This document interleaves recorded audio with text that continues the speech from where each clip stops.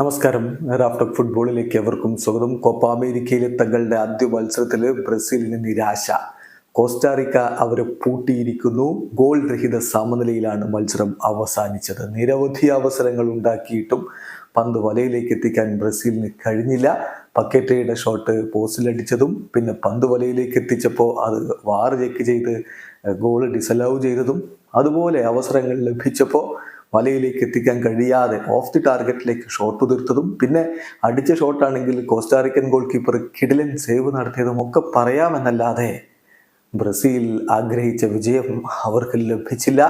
Dorival ജൂനിയറിന്റെ team ഇതാ കോപ്പയിലെ ആദ്യ മത്സരത്തിൽ വിജയിക്കാൻ കഴിയാതെ തല കുമ്പിട്ട് മടങ്ങുന്നു. മത്സരത്തിൽ ബ്രസീലിന്റെ മുന്നേറ്റങ്ങൾ നയിച്ചുകൊണ്ട് ആദ്യ 11 വിനി ജൂനിയറും റോഡ്രിഗോയും റാഫീഞ്ഞയും ഒരുമിച്ചാണ് കളിക്കളത്തിൽ ഉണ്ടായിരുന്നത്. ലൂക്കാസ് പക്കേറ്റയാണ് അവർക്ക് വേണ്ടി കളി മെനഞ്ഞുകൊണ്ടിരുന്നത്. നമ്മൾ നേരത്തെ പറഞ്ഞ പോലെ വലിയ ആധിപത്യമൊക്കെ പുലർത്തുന്നുണ്ടായിരുന്നു. പക്ഷേ വലയിലേക്ക് എത്തിക്കാൻ ബ്രസീലിന് കഴിയാത്ത ആദ്യ പകുതി. പിന്നെ രണ്ടാം പകുതിയിലേക്ക് വരുമ്പോൾ കാര്യങ്ങൾ അതുപോലെ തന്നെ പുരോഗമിക്കുന്ന കാഴ്ചയാണ് നമ്മൾ കണ്ടത്. വിനിയെ മാറ്റിക്കൊണ്ട് പിന്നെ എൻട്രിക്കോ ഒക്കെ വന്നു കളിക്കളത്തിലേക്ക്. എന്നിട്ടും പക്ഷേ റിസൾട്ടിൽ ഒരു മാറ്റവും വരുന്നുണ്ടായിരുന്നില്ല. അവസാന നിമിഷങ്ങളിലൊക്കെ അവസരങ്ങൾ ഉണ്ടായിരുന്നു, അതും വലയിലേക്ക് എത്തിക്കാൻ അവർക്ക് കഴിയാതെ പോകുന്ന നിരാശജനകമായിട്ടുള്ള കാഴ്ച തന്നെയാണ് കണ്ടത്.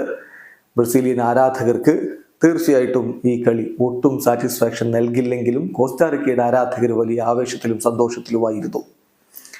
നമ്മൾ കണ്ടല്ലോ കോസ്റ്റാറിക്കയുടെ ആരാധകനൊക്കെ ആ ഒരു എംബ്ലമൊക്കെ പിടിച്ച് ചുംബിച്ച് ആവേശം കാണിക്കുന്ന രംഗം. കാരണം അവർക്കിത് വലിയ നേട്ടമാണ്.